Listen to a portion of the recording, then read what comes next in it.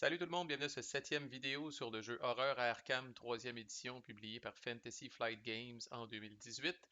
Dans cette vidéo, nous allons nous pencher sur le troisième scénario, le voile du crépuscule.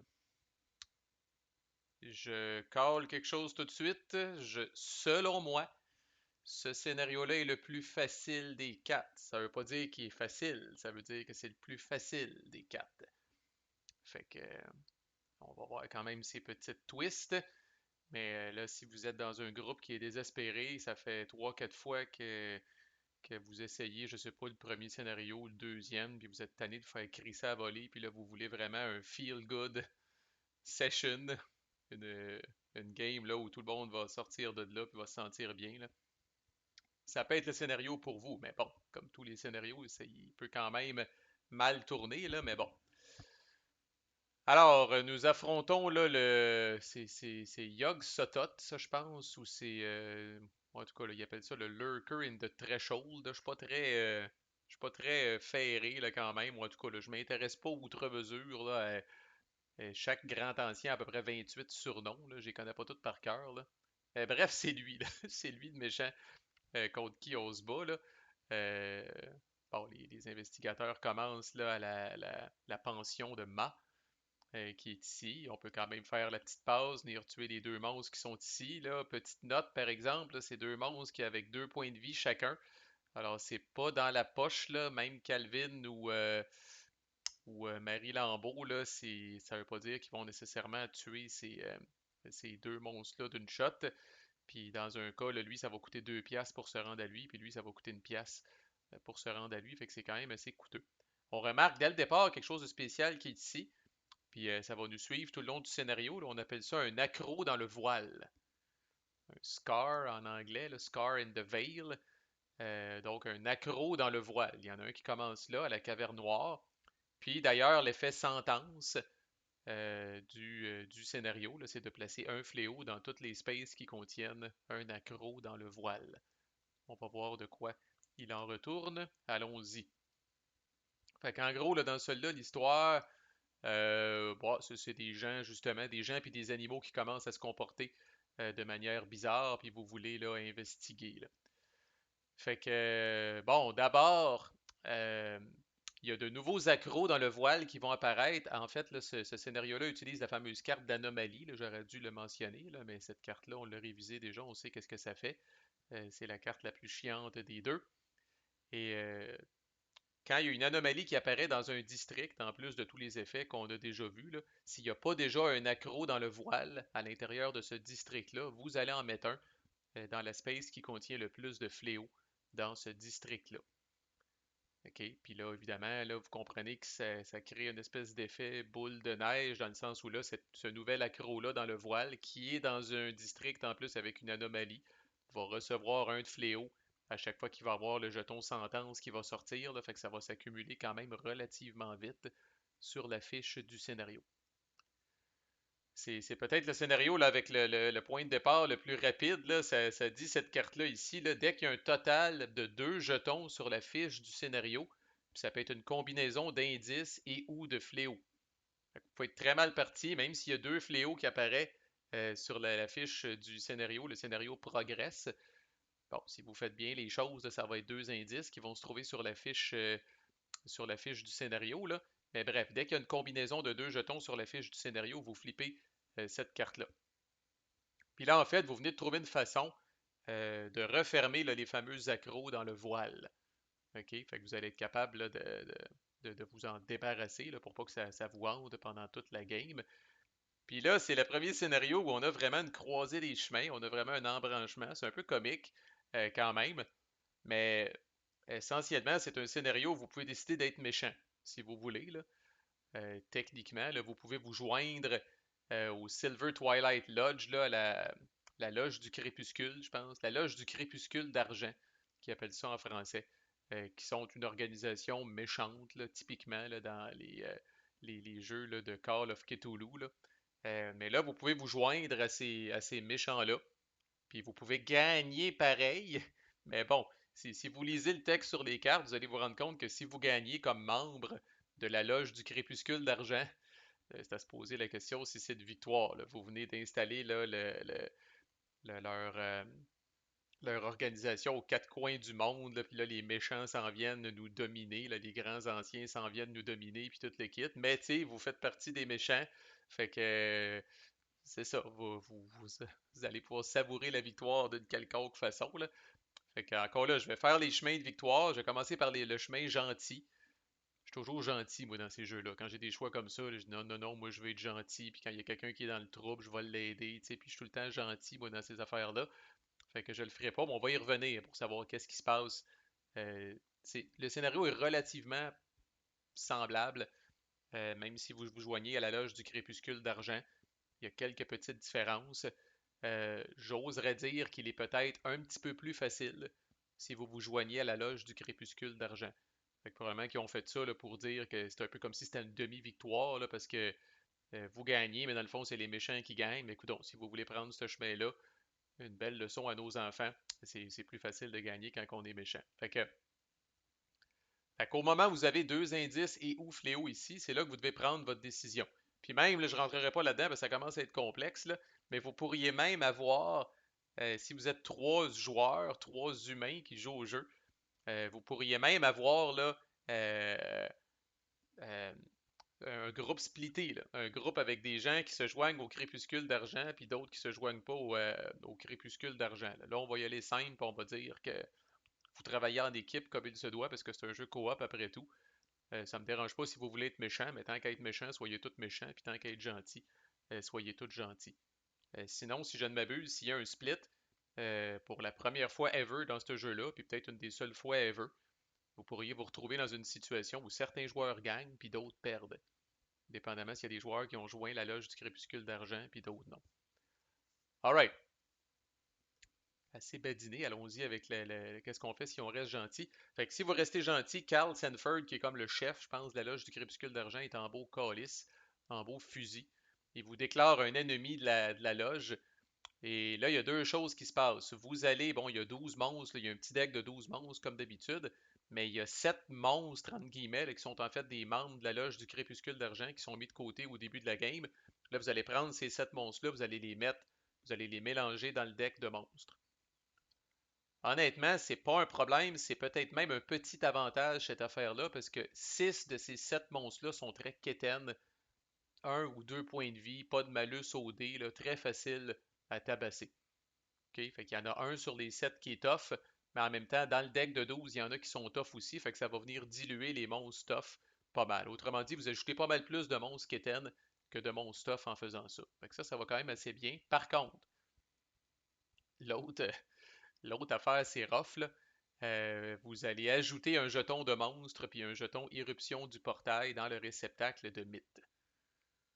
Jeton de monstre, c'est pas pire, surtout avec des monstres un petit peu plus quétaines. Là, j'ai pas de monstre à tout casser dans ce deck-là à vous montrer. Là. Fait que le jeton de monstre, c'est pas si pire. Mais un deuxième jeton irruption de portail, ça fait chier en crise. C'est vraiment un jeton chiant, ça, en tout cas. Là, on rappelle que ça ajoute un de fléau sur trois spaces d'un district. Puis là, on rebrasse les cartes de fléau. Là, fait que ça fait en sorte que je veux dire, on remet les cartes de fléau en dessous du deck. Là, fait que ça fait que les mêmes cartes de fléau vont revenir. Fait que ça fait que les mêmes spaces du board vont toujours être la cible là, de fléau. Là. Fait que c'est chiant. Celui-là, j'avoue qu'il est assez chiant.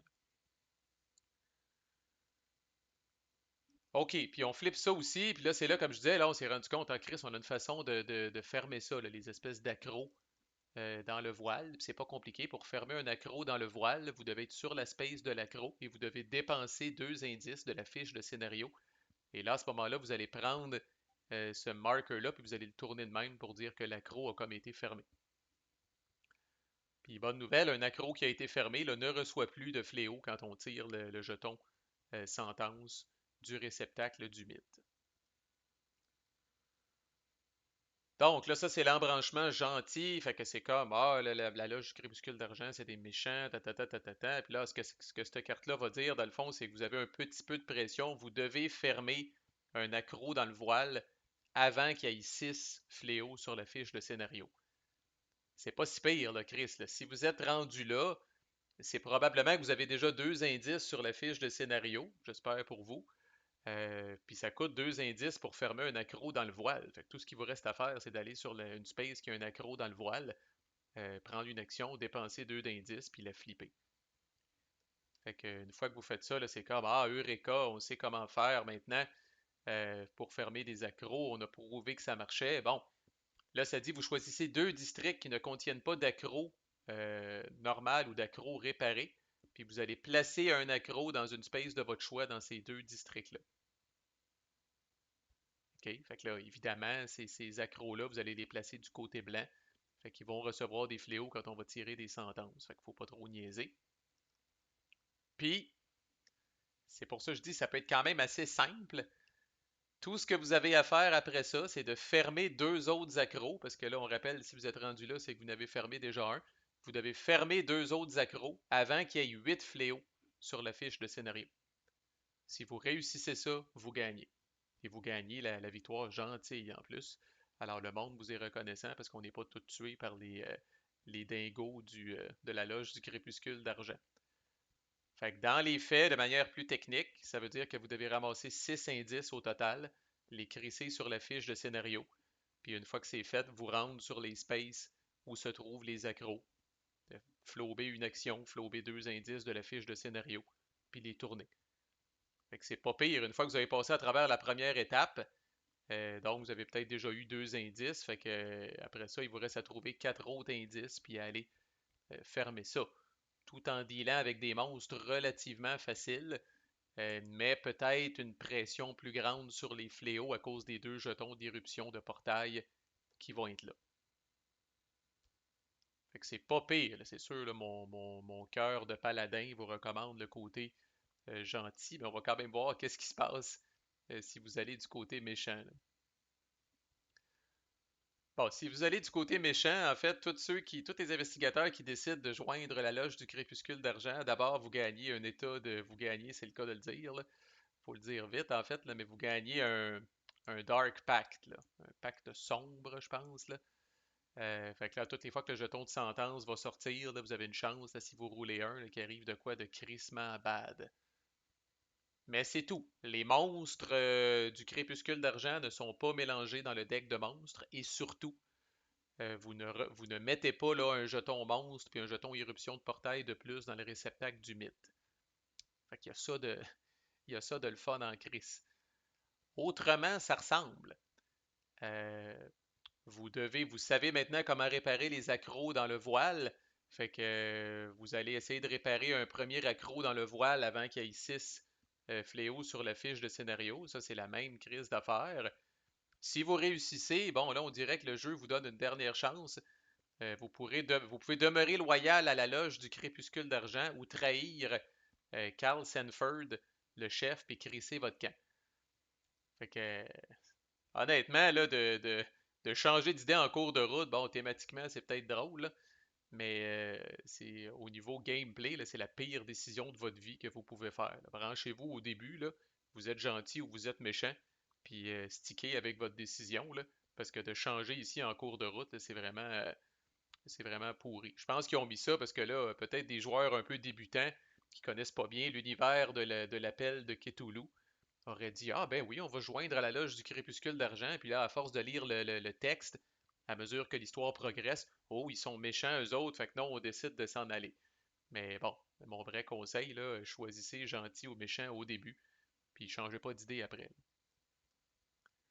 Fait que si vous réparez un truc, Euh, ben, c'est le même principe. Vous allez replacer 2 accros de plus dans un district qui ne contient pas déjà d'accros réparés ou non, dans n'importe quel space. Et là, vous devez réparer 3 accros au total avant qu'il y ait 9 fléaux sur la fiche de scénario. Fait que vous avez un fléau de plus de jeu.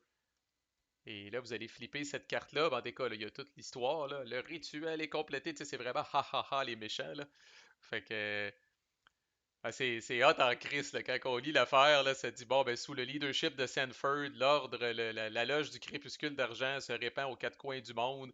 Vous unitez l'humanité sous le leadership bienveillant de l'ordre. Et c'est sûr qu'il faut faire des sacrifices, mais dans le fond, là, pendant que vous êtes dans votre bureau luxueux, puis que vous regardez la ville que vous dominez là, au nom de l'ordre, là, euh, vous vous en foutez essentiellement de ça. Puis c'est vraiment écrit, là, de la loge du crépuscule d'argent gagne la game. Et tous les investigateurs qui sont loyaux à la loge du même coup. Alors, c'est pas la formulation classique, les investigateurs gagnent la game, c'est la loge du crépuscule d'argent qui gagne la game. Là, officiellement, ça compte-tu pour une victoire? Vous faites un examen de conscience, puis posez-vous la question. Mais comme vous voyez, c'est la même astuce d'affaires. On répare un premier accro, il y a deux autres accros qui arrivent. On se dépêche de réparer les deux autres accros avant qu'il y ait trop de fléaux sur la fiche de scénario, puis on gagne. Là où il va se compliquer, ce scénario-là, là, essentiellement, si vous manquez une échéance, là, fait qu'ici, on parlait que vous devez réparer votre premier accro avant qu'il y ait 6 fléaux sur la fiche. Ici, vous devez réparer 3 accros au total avant qu'il y en ait 8. Ici, vous devez réparer un accro avant qu'il y en ait 6, puis vous devez réparer 3 accros au total avant qu'il y en ait 9.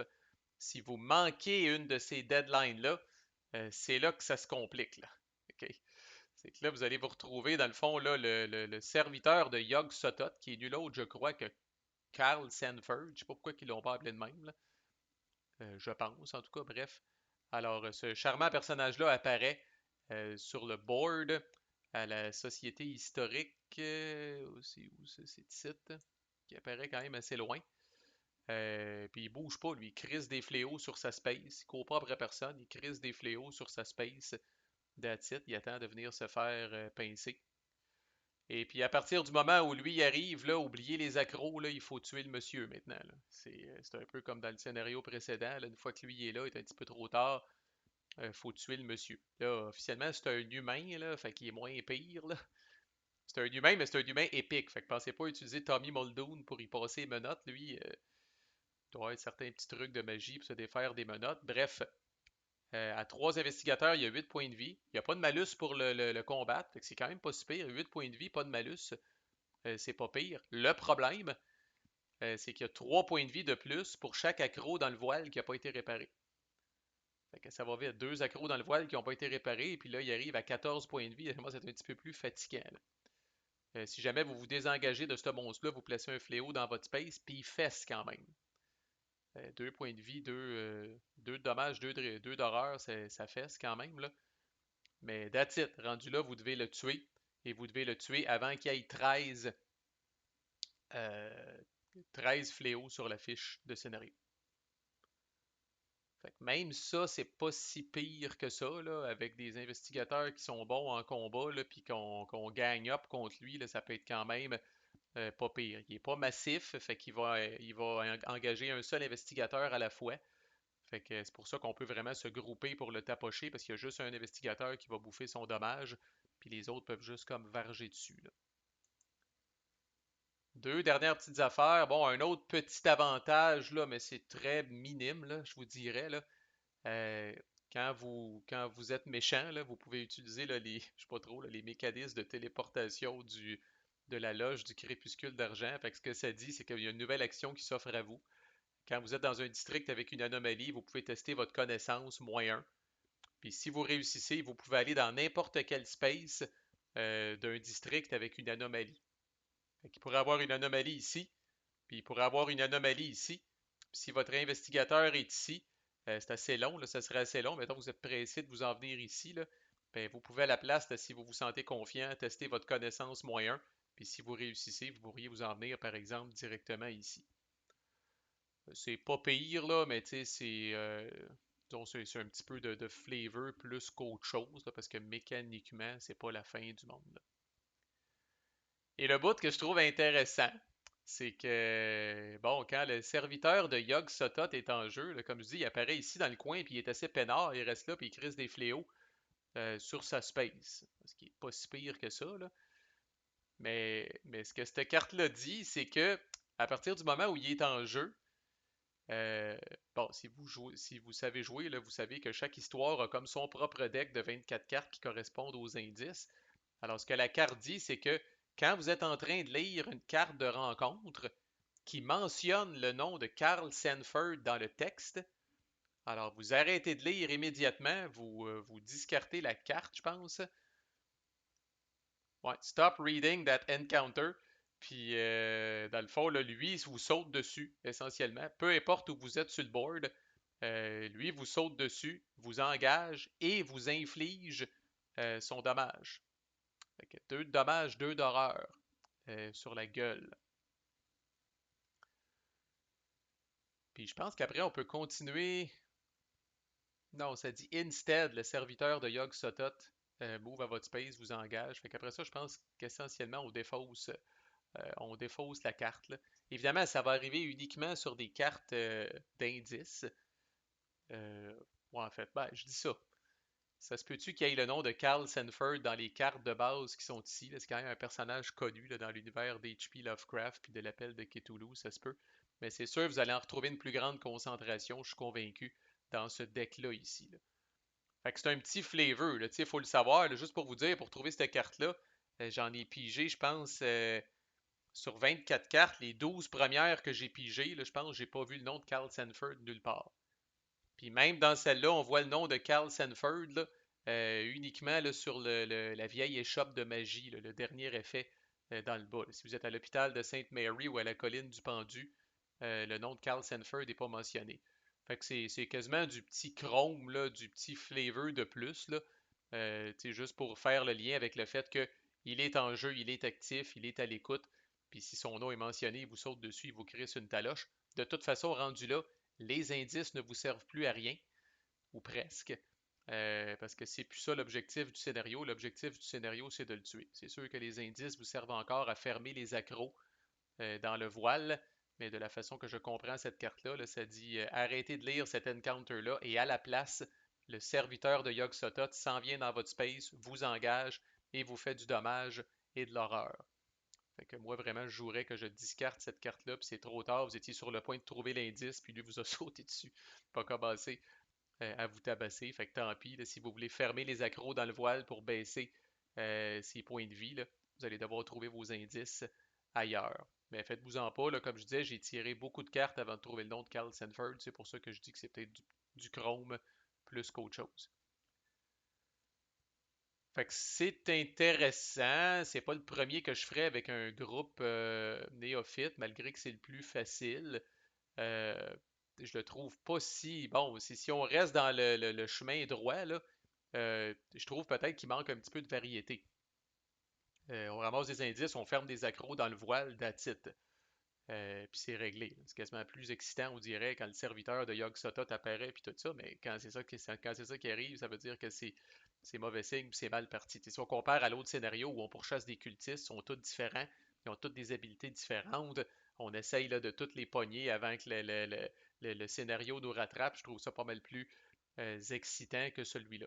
Mais je pense que si votre but est un petit peu comme moi, c'est de cocher j'ai réussi chacun des scénarios, ben lui, il est quand même facile. Fait qu'après 3-4 volets que le jeu nous a donné, ça peut peut-être être le fun d'aller dans ce scénario-là là, pour avoir une petite chance, là.